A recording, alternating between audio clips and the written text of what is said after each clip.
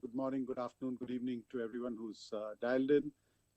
We had some developments which we wanted to update all of you about. This is regarding our operations in the UK. You must have seen the press reports that we've come to an understanding with the government in the UK on investments in the UK, both from the government and from Tata Steel, to secure the future of a site and build a more competitive site which makes greener steel. I'll request Kaushik to walk you through the details of the understanding that we've come to with the government. Also, this is to be followed by meaningful consultations with the unions and then a final conclusion on the way forward. Over to you, Kaushik.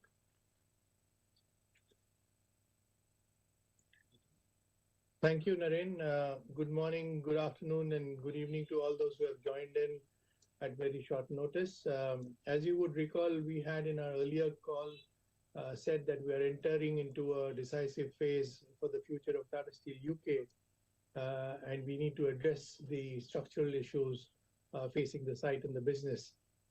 We have spoken in the past about the structural issues and challenges that face us in Tata Steel UK, essentially due to several assets approaching the end of life of especially in Port Talbot on the heavy end. This results obviously in higher outages, higher operating costs, and pressures on quality on the materials produced. This has also adversely impacted the financial performance, which has deteriorated significantly over the years. In financial year 23, the EBITDA was negative to 127 million pounds, and in the first quarter, the negative EBITDA was a loss of about 39 million pounds, and our cash funding requirement was about 163 million pounds. This is obviously not a position that is financially sustainable, and we have been working for some time now on crafting a sustainable path forward for this site and the business, and have evaluated several options. Reinvestment in the existing asset is neither economically or environmentally viable, as the carbon cost currently is around almost 70 million pounds a year. Any other counterfactual would have been a long-drawn process and would have resulted in significant cost with implications across the company. In our discussions with the UK government, which Naren and I have been updating you in every call, we wanted to address actually 3 or 4 key outcomes. One, UK is a fairly stable and large geography of 9 million tons of total steel consumption per annum with value-added product mix and customers. We have a meaningful presence with a market share of about 50% in the automotive, 43% in construction, and about 62% in packaging flat steel demand in the UK. We have a strong and valued relationship with the customers, and we would always be seeking to continue to serve them in the future. Second, we have to address the issue of decarbonization, as this has become actually a very important business driver for the future sustainability of the business. Third, we wanted to ensure that any solution enables the business to be competitive, and the future of Tata Steel UK is secured both operationally and financially. And fourth, a solution which would preserve a significant amount of employment in the business and the larger ecosystem in the UK, especially in South Wales. We are thus embarking on a transition which helps address the issue at a structural level and sets up Tata Steel UK for a sustainable and profitable future. As you would have read in the press release, we have reached an arrangement or an agreement with the UK government to set up a 3 million ton electric arc furnace based green steel making at Port Talbot at a capital cost of 1.25 billion pounds. This is supported by up to 500 million pounds of grant by the UK government, which is about 40% of the total project cost. This is to be finalized over the next few months post the consultation process. During the transition, and depending on the outcome of the consultation with the unions, the business will also require, in addition, the restructuring cost support. This EF will be one of the first significant green steel projects in the UK, and indeed amongst the first in the Europe. It will reduce Port Talbot as a site its carbon emission by around 5 million tons per annum, equivalent to about 7% reduction in the UK business sector, Once the EF are commissioned, the Tata Steel UK carbon emission intensity is expected to move from 2.16 to about zero point 0.4 tons per ton of crude steel produced. The project will also include a high degree of circularity as it will use the locally available scrap. UK presently generates around 10 million tons of scrap on an annual basis, which is largely exported and then imported back as steel. This facility will enable UK to leverage its domestic resources instead and save around 5,000 jobs in the process. Subject to all the relevant information and consultation process, it is proposed that this investment would be operational around 36 months on receipt of all the regulatory approvals and planning approvals. With the UK government support, the proposal has a strong base case, business case, and an investment case, and making it actually the best outcome for everybody, be it the company, the site, the employees, the shareholders, and every other stakeholder. We believe that this investment case is strong for a number of reasons. From an operating perspective, the problem has always been the legacy heavy end upstream, which is where, because of all the reasons I mentioned above, the cost of production of hot rolled coil has been much higher, making the entire operations very challenging. Our downstream operations are deeply entrenched in the industrial chain in the UK.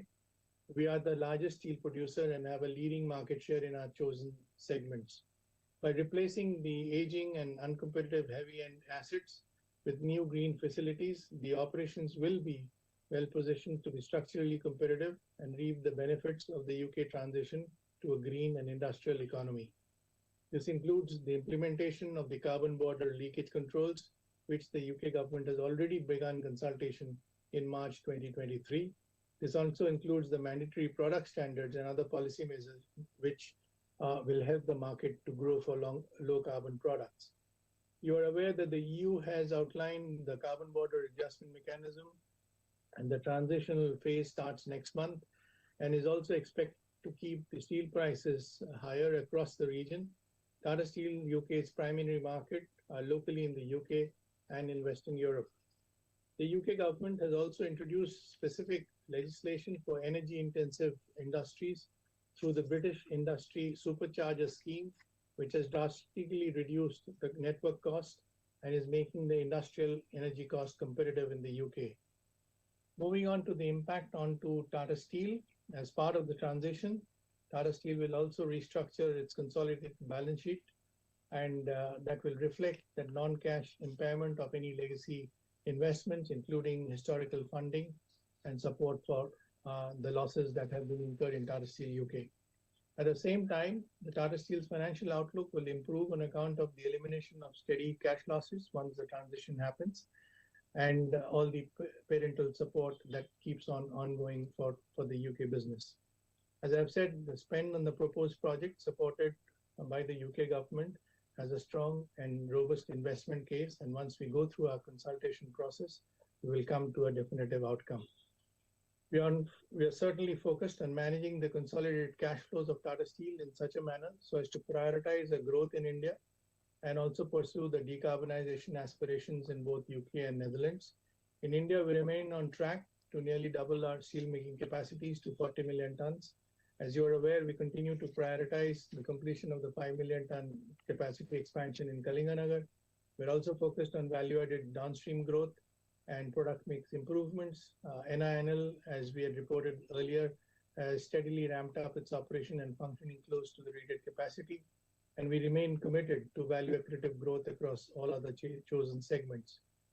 Separately, Tata Steel has a stated ambition to achieve global leadership in key technology areas and to leverage the broader ecosystem beyond its own research and development facilities. It is now entering into a memorandum of understanding to establish a Center for Innovation at the Henry Royce Institute at the University of Manchester to focus on advanced materials for Tata Steel's current and future interests, and another one at the Imperial College in London focused on sustainable manufacturing. Moving forward, these investments further build Tata Steel's external collaboration network with academia in areas of interest to Tata Steel in the UK and across the world. Tata Steel will continue to engage proactively and responsibly with its stakeholders over the coming months and will initiate formal consultation in relation to the proposed project as well as to the transition with its employee representatives as soon as possible. Tata Steel will also work to finalize the terms of the grant funding agreement with the UK government and engage with the Welsh government to seek requisite approvals and permits for the proposed project. The company will obviously disclose detailed transition and restructuring plans in due course, subject to the outcome of all applicable consultation process. With that, I'll complete my comments and I open the floor to questions, if any. Thank you so much. Thank you, sir. We will now begin with the question and answer session. We will be taking questions on audio and chat. To join the audio questions queue, please mention your full name and email ID in the chat box. Kindly stick to a maximum of 2 questions per participant and rejoin the queue should you have a follow-up question. We will unmute your mic so that you can ask your question. To ask questions on chat, please type in your question along with your full name and email ID in the chat box. We will wait for a moment as the queue assembles.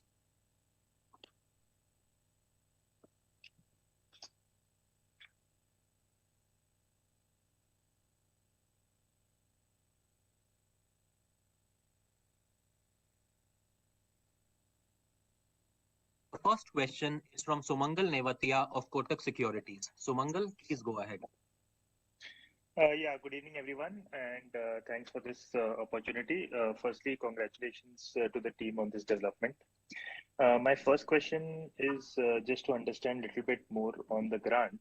One is this grant a bit lower than what we were expecting? Because I believe our ask was somewhere around 50%. So one is that, and we were also talking about some grants on a regular basis as far as OPEX is concerned. So are there any such commitments at this place? And also would like to understand what sort of commitments have Tata Steel given in exchange of this grant, especially in terms of employment in UK. So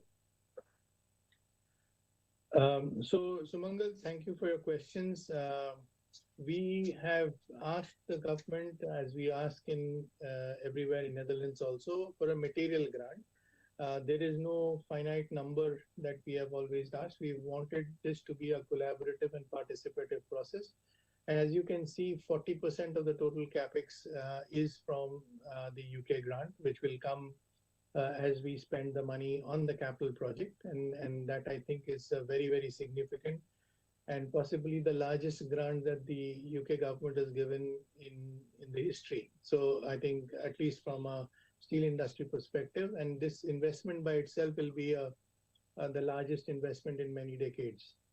The second part is OPEX grant. We have not asked for anything. What we have really requested is to look at the energy cost, and that has been our ask for many, many years.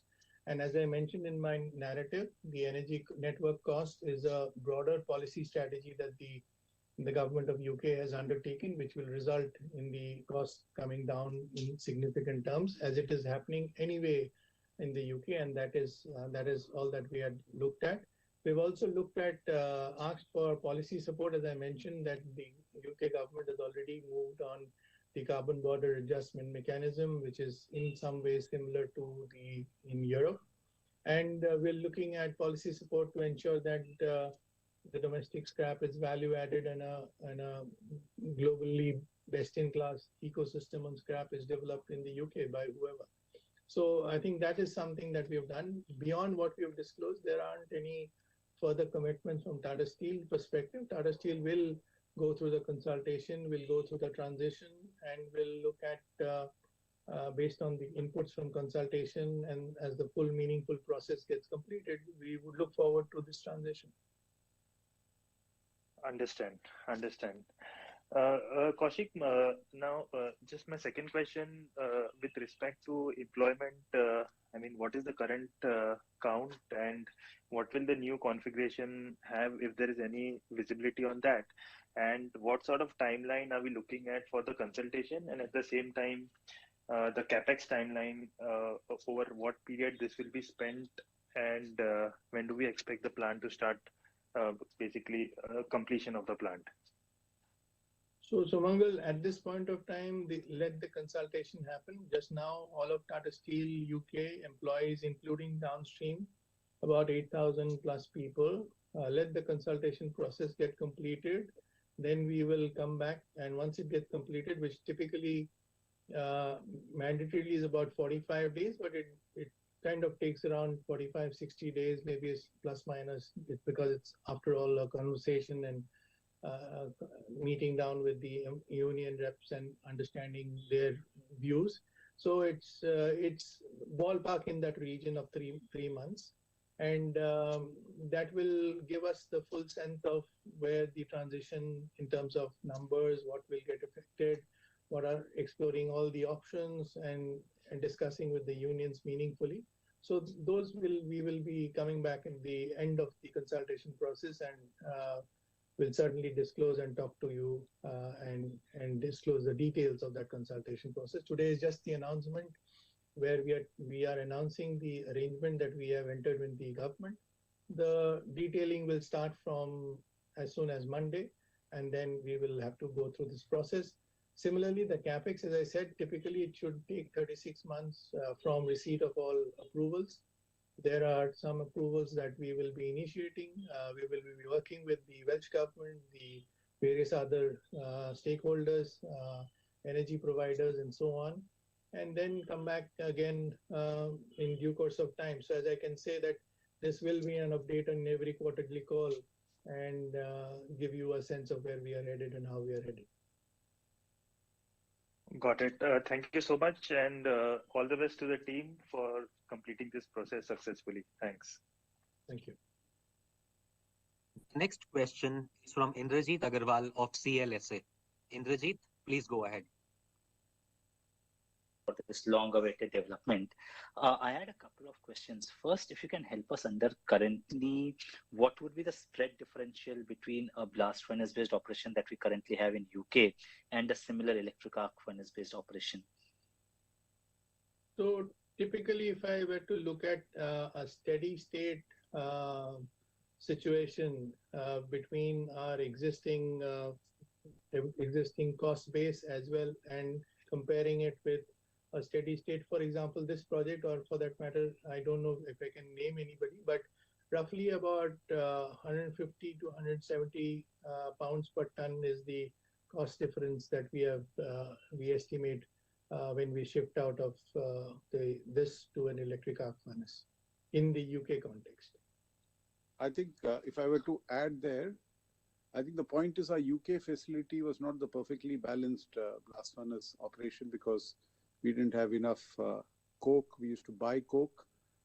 We didn't have enough gases, so we used to buy more electricity from the grid than a typical blast furnace operation. So the existing cost position for the Port Talbot plant is not really in the best quartile as far as the European steel producers are concerned.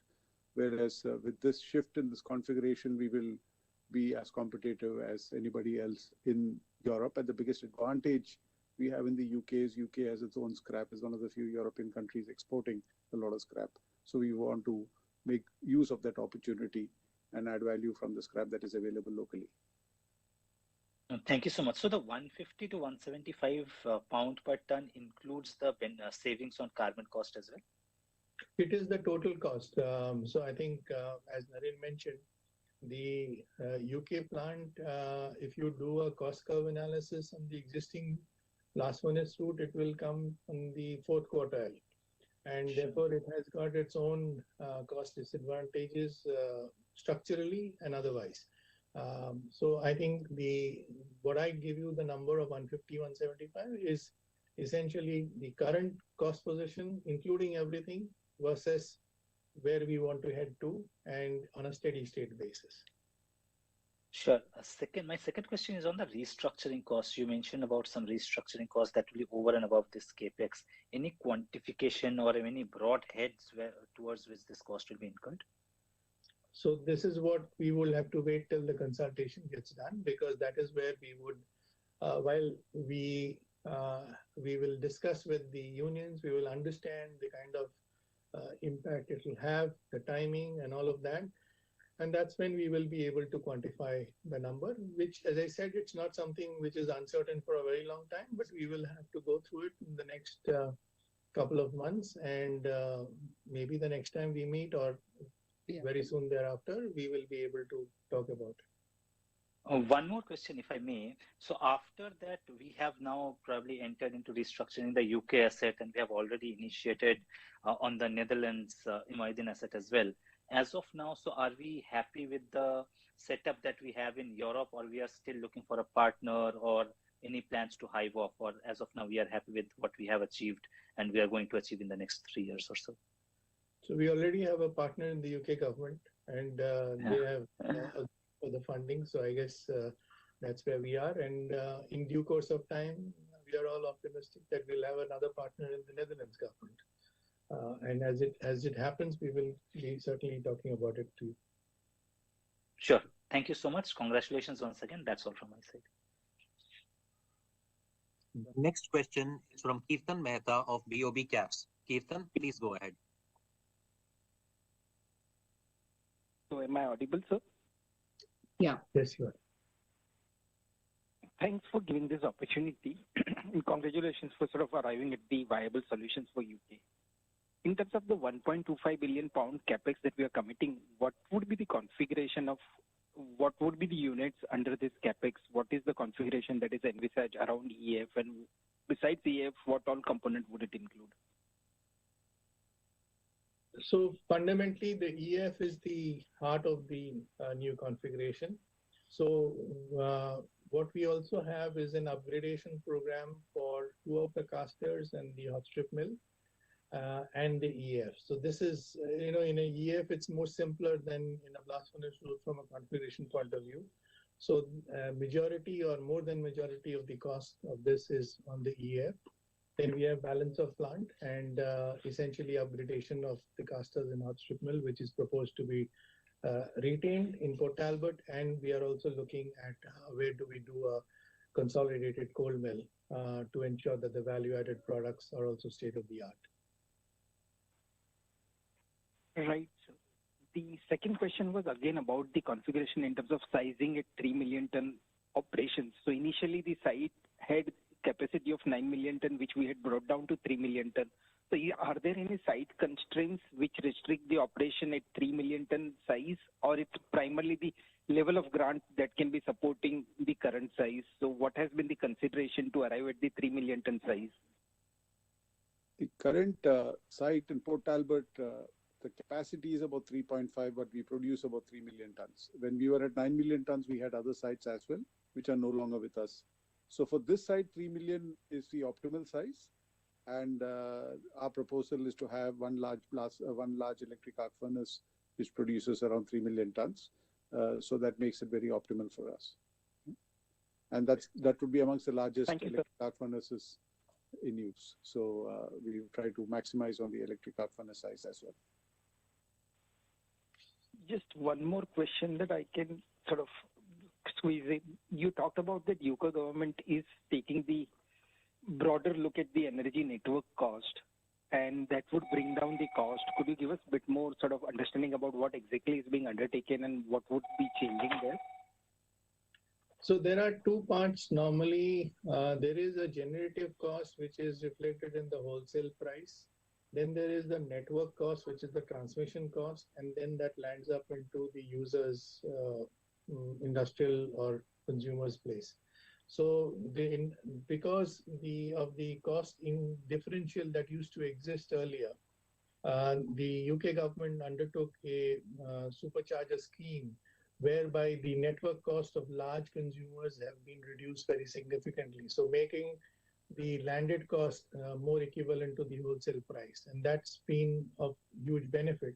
The second thing that is also happening is UK is getting more and more into renewables.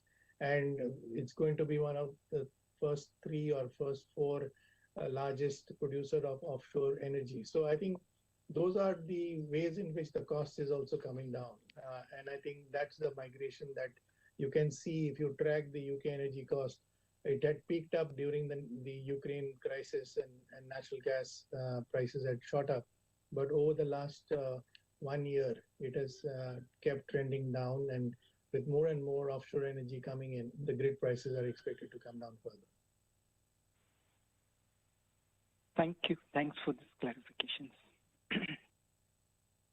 The next question is from Ashish Jain of Macquarie. Ashish, please go ahead. Sir, my first question is, in terms of the assumptions we have made, to be comfortable with the 500 million pound grant, is there any underlying assumption on power costs, on employee costs? Because historically, they've always referred to as, some of the key reasons of our cost structure in the UK. And secondly, earlier in the call, you gave a number of 30 million pound losses, EBITDA losses, in UK in the first quarter, and we are also giving a commitment that will continue to supply to UK till the time the plant is commissioned from some source or the other. So how should we think about that? Because if the current run rate of profitability sustains, then the grant might just get wiped out purely on the back of the losses. So how should we think about that? Yes, Ashish. So I think you have got multiple questions in your points in your question. So let me break this up. As I said, that starting Monday, we will first have to look at having the conversation with the unions on the project, on the proposal, and where our current challenges are, what that we can do in the medium term, and what can we do in the long term. So this is a engagement that we are proposing to do, and we are talking to the unions to ensure that they are aware, and we will exchange our thoughts and views and risk and opportunities that will come about. Once that is done, there will be a positioning of what would the restructuring of Tata Steel UK mean, what would be the timing, how would it impact us, how would it impact everybody else, and if you look at the press release also, we have mentioned that what are we going to do during the transition time, and within the transition time, we may have to import hot rolled coil from elsewhere. So all of those are part of this exercise. Our intention is to move beyond the capex and the restructuring to a cash neutral position so that we can sustain the business, continue the supply of our products to the customers on an uninterrupted basis, which is critical because of our very meaningful market share. And then as the project comes in line, we do the transition back into integrated steel making. So this is the phasing of it. As I said, that there is some due process that has to go through. Once that due process, which is also defined in a sense that it won't take endless time, but once the due process is done, we will come and give you the full picture, including the business assumptions that we have considered for this. As I said, that this presents a very attractive business case because the carbon cost itself is about 70-80 pounds per year. And I think many of these assumptions will hold true when we do the migration. And as I said, from an energy point of view, yes, energy was an issue.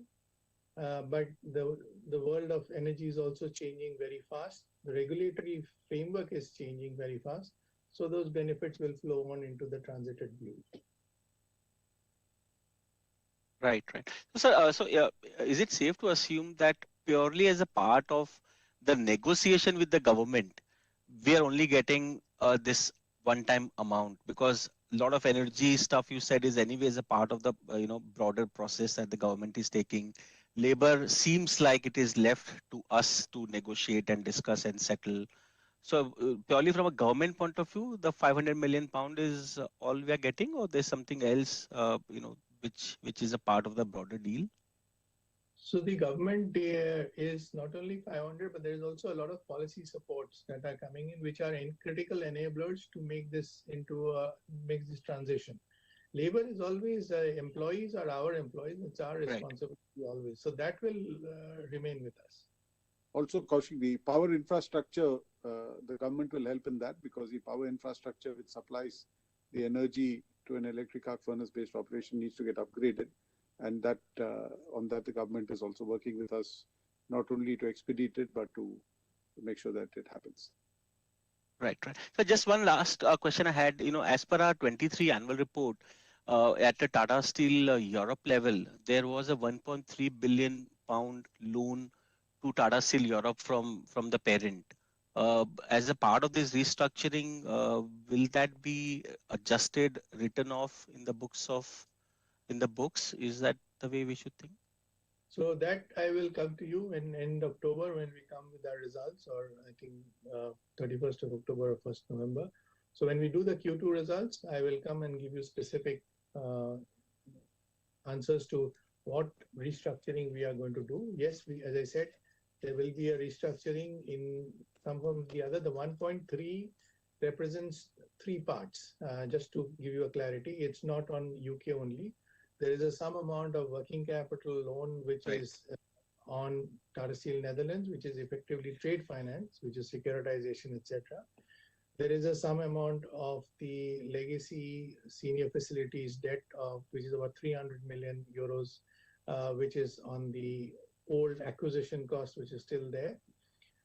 Then there is a leases of around, I think, 200 million pounds on that 1.3, and then there is working capital loan of Tata Steel UK.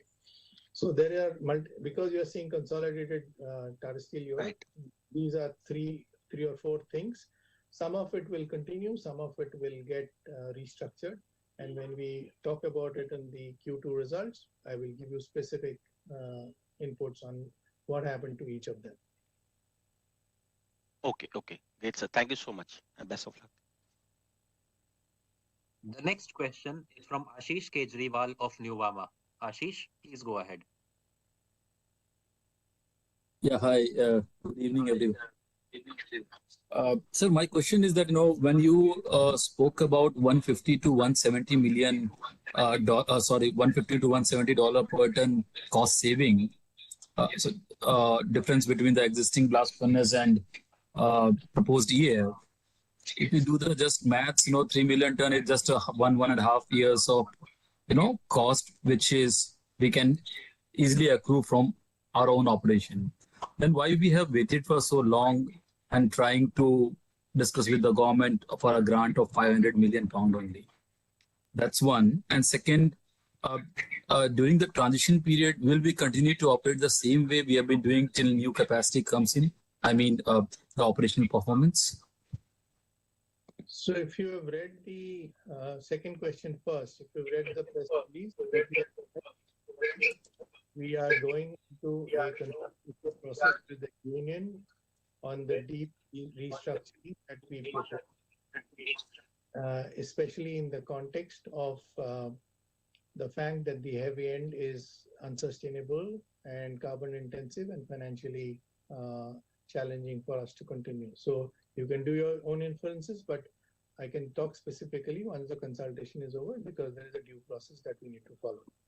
As far as the fact of waiting too long, there is always all the stars have to get aligned, and that's when it happens, because 500 million is not a small number.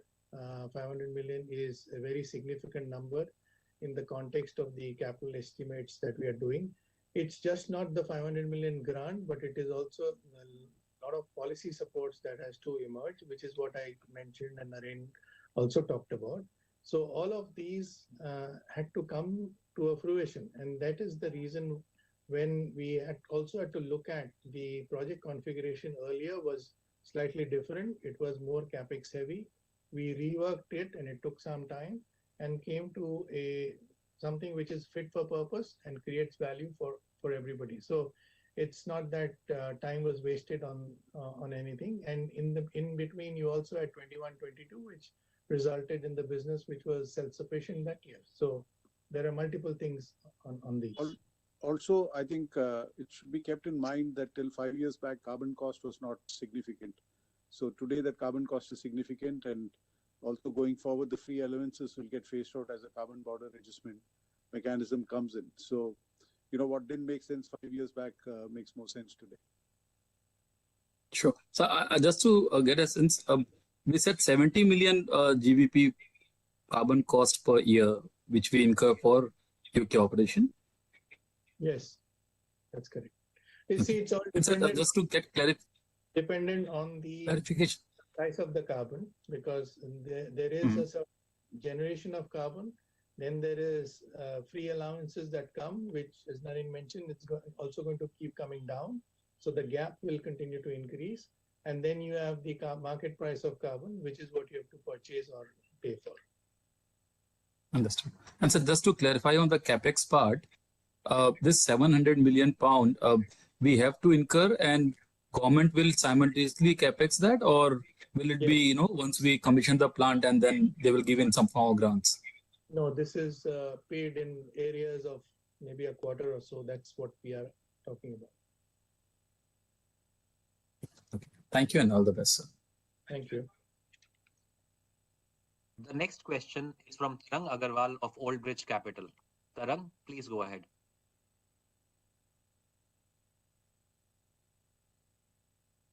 Hi, thank you for the opportunity. Just one question. I know it's under consultation right now, but do you anticipate significant restructuring cash outflows in this process? So I don't know how we can talk about it specifically in the context, but there, based on the transition plan, there will be cash outflow because there will be depends on how we look at the transition and the restructuring. But whether it will be significant or not depends on where we stand. But as I said, if you hold on till the completion of the consultation process, I would be more appropriate to give those numbers and the detail behind it. But fundamentally, is the cost of the restructuring and the scope and nature and timing of the restructuring. That's what we are looking at. Okay, that's one. Number two, when you say that the cost per ton would come off by about 150 to 170 pounds, is this assuming that the facility was in existence today, or are you considering what would have been our costs 3 years hence of our current setup versus the proposed setup? So if I were to look at our current state, when I'm comparing what our current state is versus the investment case that we have built based on the state that we will be in, and we're looking at the fundamentals, then that is where the differences are.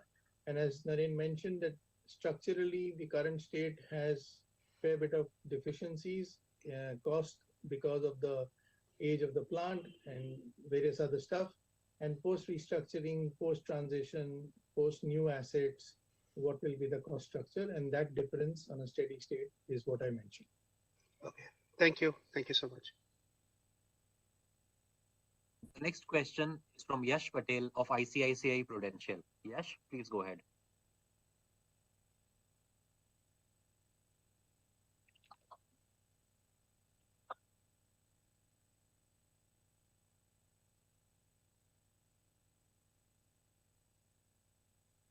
It looks like we have lost our line with Yash. We will now proceed to the next question.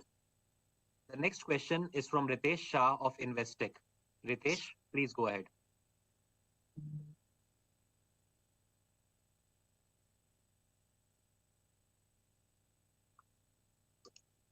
Hello. Yes, Ritesh. Yeah, hi. Sir, just a couple of questions. First is, sir, you gave a number of 160 GBP. Just correct me, I joined in the call a bit late. The carbon intensity for electric arc furnace, did you indicate around 0.4 versus probably for UK, what we have right now is around 2.2? Are these numbers broadly right? Yes, you are right. 2.1, Right. 2.2.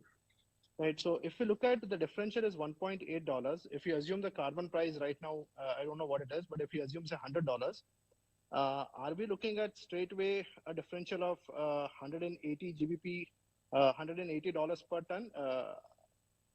No. So I think you look at it. See, there is a free allowance still continuing till 2032.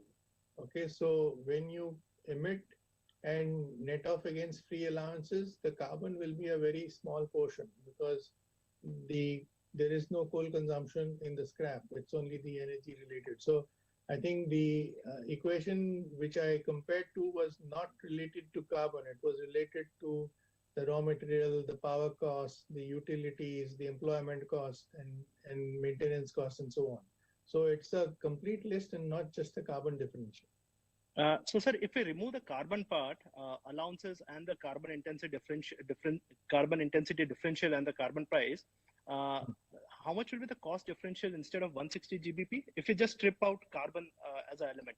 So that's why I said that it is the total cost. So the carbon will be about 50, 60 parts. So at least 100 differential will continue to remain. Right. So that's 100 excluding carbon. Now, if you look at our last just published UK sustainability report, I think we have very categorically indicated that the UK energy prices are 60% higher. And this is despite, I think, the prevailing two schemes wherein the company is already availing the benefit. So in your remarks, you indicated that we will continue to benefit from the ongoing government schemes. So the question is, then why do we say that our energy prices are 60% higher compared to rest of Europe? So does it give us a level playing field, given we are also categorically indicating that we are not looking at any OPEX subsidies? So how does this change the cost curve line specifically for energy cost?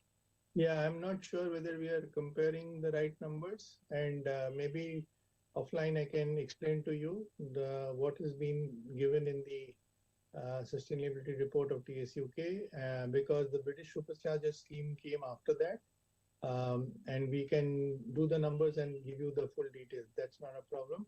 But I stay back with the differential on the cost, and I think the energy cost is coming down, and our purchased electricity will significantly increase compared to currently, because we do have cogeneration at this point of time. That will keep going down. So the total the electricity purchase pound million will increase, but the cost per unit will continue to keep coming down because of the way in which the mix in the grid's electricity costs in Europe are happening. And in the 2023, you would be also looking at the first quarter of the last year, which had a higher energy cost. As I said, it is more a last 12 months phenomenon that is happening. So those details we can discuss when we talk specifically on the assumptions that we have considered. Sure. And so just last question, how is EAF a solution? Because if you look at eventually scope 1, 2, and 3, effectively the power what you are getting, it is probably not green power. And specifically what we intend to do for Netherlands, based on my reading, I understand we are effectively going for green hydrogen-based DRI, where the capex intensity is significantly higher. So EF, it looks good on the face of it, but does it solve the problem, or are we looking at further capex wherein the eventual goal is green hydrogen-based DRI? So are we staring at something beyond 1.2 billion GBP? So let me kind of address that. See, on a like-to-like basis, irrespective of the source of energy, the carbon footprint, assuming a lot of the power is coming from coal or whatever, the carbon footprint of an electric arc furnace operation is typically 20% of a blast furnace operation. Okay, so it's 0.4 to 2. Now, on top of that, if you use green energy, you can bring down that 0.4 or 0.5 to lower levels. Okay, so when Kaushik said 0.4 compared to 2.1, that's assuming the existing grid mix. But what we are hearing from the UK government is also that over a period of time, the green sources of energy will be a bigger and bigger part of the mix. And if that is so, the carbon footprint can come down even further. So that's a natural advantage of electric arc furnace, because it doesn't use coal directly in the process. And even if you use scope 1, 2, 3, this difference exists. So we won't go for green hydrogen-based DRI. So that is, so when you talk of Netherlands, etc., see the difference between Netherlands and UK is UK has a lot of scrap which it is exporting. So that's why we're trying to use that scrap, because that's a natural strategic advantage UK has, just like India has iron ore. So you will leverage that. You can add green DRI into the EF. Nobody stops you from doing that. But for that, you need to have green hydrogen available in plenty and cheap, right? So in Netherlands, the government is planning to make available a lot of green hydrogen over a period of time. Hence, planning there is to have a gas-based DRI and eventually a green hydrogen-based DRI. And in fact, the Netherlands government is also expecting us to provide a lot of the base load for that green hydrogen. So it's a mutual benefit in some sense of the term. In the UK, where as of now there is no green hydrogen available in plenty and cheap, this is the best option, particularly given that we have scrap in the UK. If I just push a little further, sir, are we looking at scope 1, 2, and 3 eventually, or we are assuming that CBAM will be scope 1 and 2 and we'll be happy with EAF point 4? And we assume that eventually government will supply us with green power and scope 3 won't matter. I'm asking this question because I just wanted to have some comfort that there won't be any incremental capex beyond 1.2. And if eventually CBAM changes its regulation, including it, and it includes scope 3, which I believe eventually it would happen, then again it puts us back to the burner, say 5 years out, wherein we have to do more capex. So Ritesh, let's talk straight then. The renewable power component in the UK today is getting to be the third largest renewable power, offshore wind in particular. So the cost of power in UK and some countries in EU like Spain will be the lowest in that region. So we, in our assumption, we've not taken those cost reductions. We have assumed an average base, which is consensus based of the energy consultants in that place.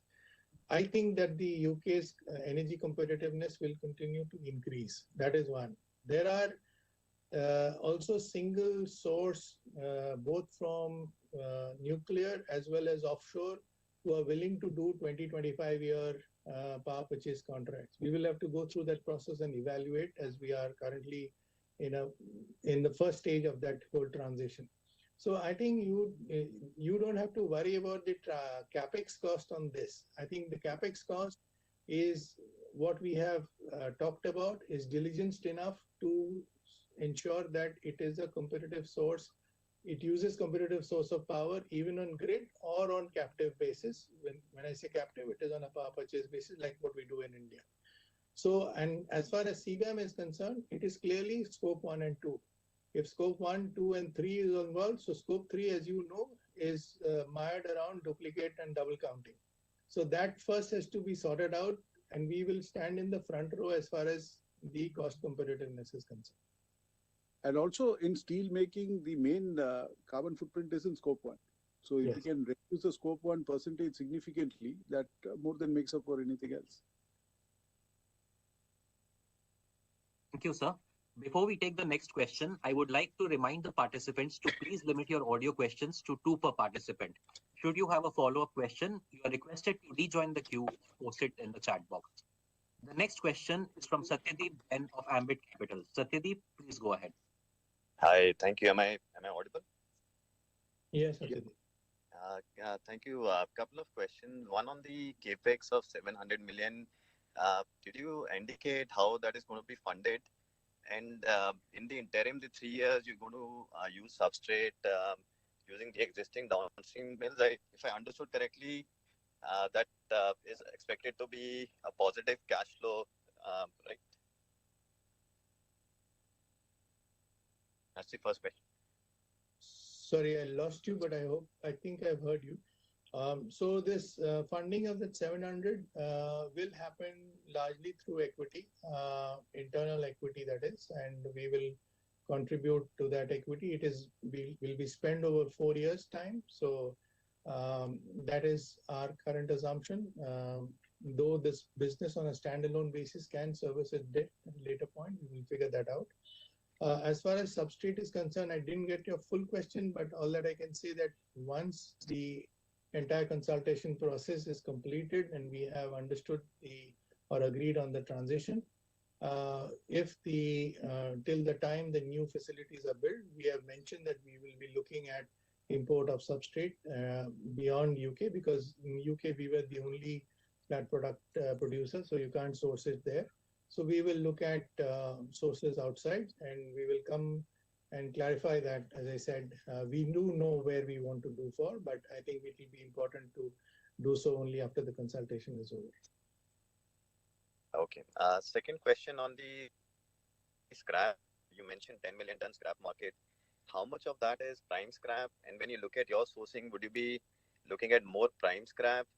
And would that mean the quality of products and the product mix, realization, everything there would be no changes on that front? That's the second question. I think we'll obviously have to segregate the scrap that we use depending on the product mix that we want to make. And UK has a strong manufacturing industry, a reasonably strong auto industry to whom we supply to as well. So there will be a lot of good quality scrap which is available in the UK which we can use.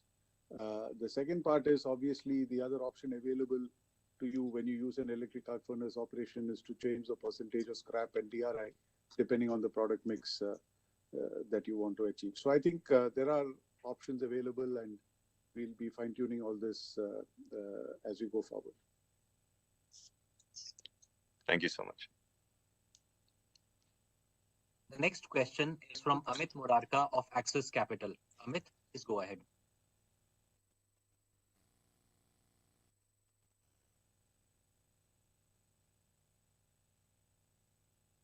Hello? Yeah. Audible? Yeah. Hi, thanks.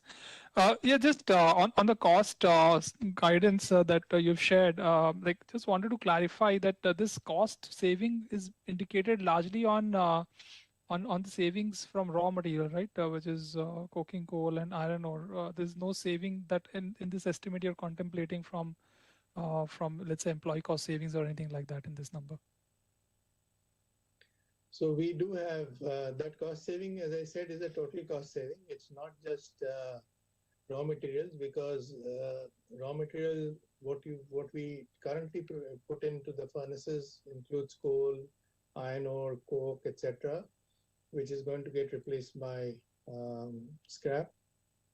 We will have a differential on the purchase of electricity. Then there are other fixed cost reductions. Then there are utilities, maintenance, employee costs. So all of that, it's a reconfigured cost base and cost position. So that is, it's not just the raw material cost. Somebody asked whether it's only the carbon cost or whether it is only the employee cost. So it's not just that. It is a combined cost base differential which I gave. And I think I was replying to a question which said that compared to where you are, where you would be. And that is the essentially the answer that I gave. Sure. So so this does build in some reduction in employee cost in that sense as well. Okay, got it. Also will there be any tax benefit also that you could avail from this investment, at least that 750 million pounds that you'll be putting in? Will there be any tied fiscal incentives as well to that in later years? First of all, I must say that Tata Steel UK sits on more than 2 billion of tax losses. So we would certainly want to utilize that. This company has to utilize that from the profit. So that itself is inherent in Tata Steel UK. So in fact, the number is possibly much larger. I think this is certainly more than 2 billion pounds. And therefore, there is from a underlying fiscal part, what you would see is much more profitable business going forward once the transition happened. Our focus and challenge is essentially to get to that transition as quickly as practical. That's all from my side. Thank you. Thank you. The next question is from Arijit Datta of Kotak AMC. Arijit, please go ahead.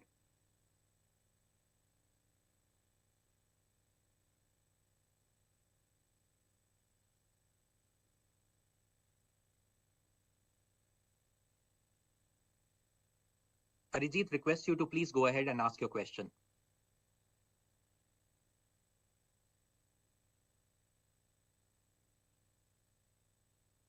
It looks like we have lost our line with Arijit. We will now move on to our next question. The next question is from Gopal Sarda of SBI. Gopal, please go ahead. Can you hear me? Yes, we can. Good evening, sir. Good evening, ma'am. My question is, in TSA's annual report of 2022, and I quote, it was mentioned that customers and society as a whole should recognize that decarbonization is likely to involve higher cost. And in this direction, I think you were also looking at support from the government that cheaper imports from geographies which are not subject to the same level of carbon taxes should not be permitted? And where do we stand on this? So, as I mentioned in the, I think in some of the earlier question, that and in my narrative, that the carbon border adjustment mechanism consultation has got initiated in the UK already since March 2023, and we have the support of the government, not only for us but for the industry in general, that a CBAM structure similar to the one that exists or has coming into being in European Union will be put in place, and that is obviously the one which will make a difference as far as the ensuring that the import into UK has the same carbon tax as in Europe. So I think that's specifically answered in the proposal and our proposition for this project. Yes. Sir, but will the customers be willing to bear this higher cost?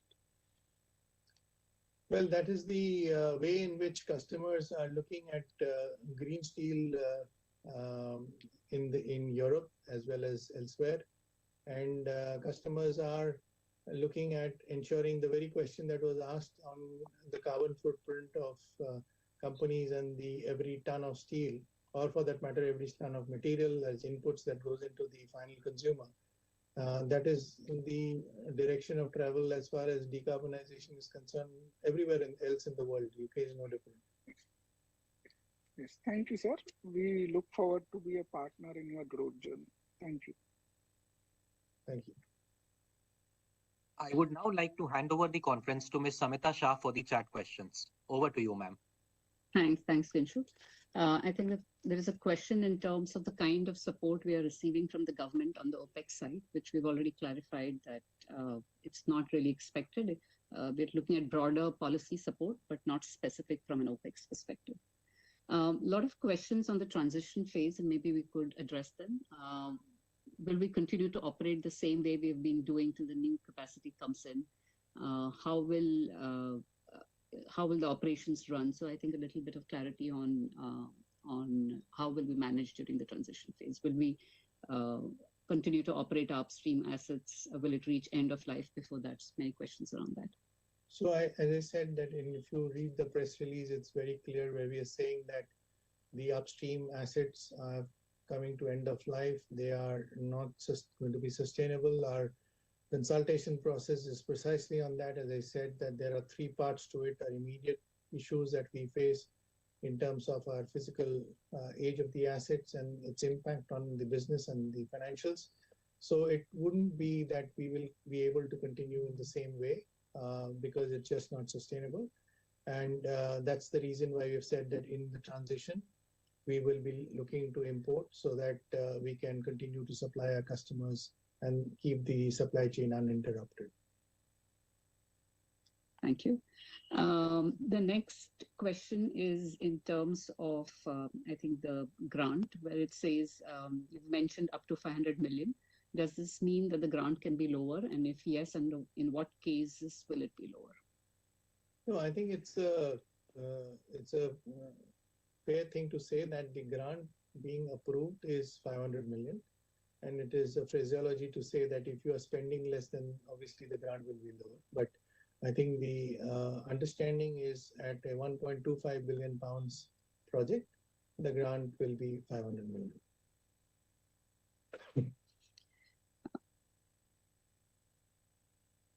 There are some questions in terms of the spend and what assets it will be spent on. 1.25, what assets actually will be spent on. So that I think also I mentioned that the bulk of the spend will be on the electric arc furnace. Apart from that, there is the upgradation of the casters, and there is upgradation of the hot strip mill, and also on a upgradation and consolidation of the cold rolling mill wherever we plan to do that.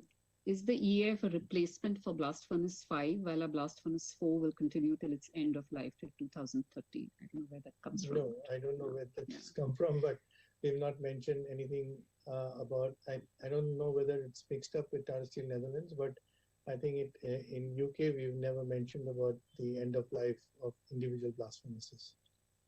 There is a question on the maintenance capex we've been incurring. How much of the maintenance capex have we been incurring over the last couple of years, and will that be saved because of scrapping of the some of the capacity? So if the transition, when the transition happens and the upstream is kind of transited to a downstream only facilities, obviously the maintenance capex and the entire cost structure will change. Thank you. Where would you be on the European cost curve post the move to the EAF site? I think from an EAF cost curve basis, because normally the EAF and the blast furnace have different cost curves generally. So on the EAF cost curve basis, we would certainly be more towards the left and one of the most competitive sites from an EAF perspective, and in general from a hot rolled coil perspective too. Thank you. What kind of IRR or ROC will this project generate over the long term? So I think there's a diligence going on, but I think it will safe to say that it is something which will certainly meet our cost of capital, and the total project on a steady state basis over its useful life should be meeting the cost, should be more than the cost of capital, and should be in the region of 15-16%. Thank you. Is there any risk on the grant if there is a change in government? We don't think so, because this is going to, that's why I mentioned that the next stage is to contractually get into a grant funding agreement to take out any risks that may or may not exist, but more importantly to get into a finality, because we will be putting in capital on a firm basis, and therefore the grant also needs to be on the firm basis, which is what is being indicated by the government. Will there be, as a part of the overall scheme, will there be part of the impairment cost, and can you give us a sense of what that amount is?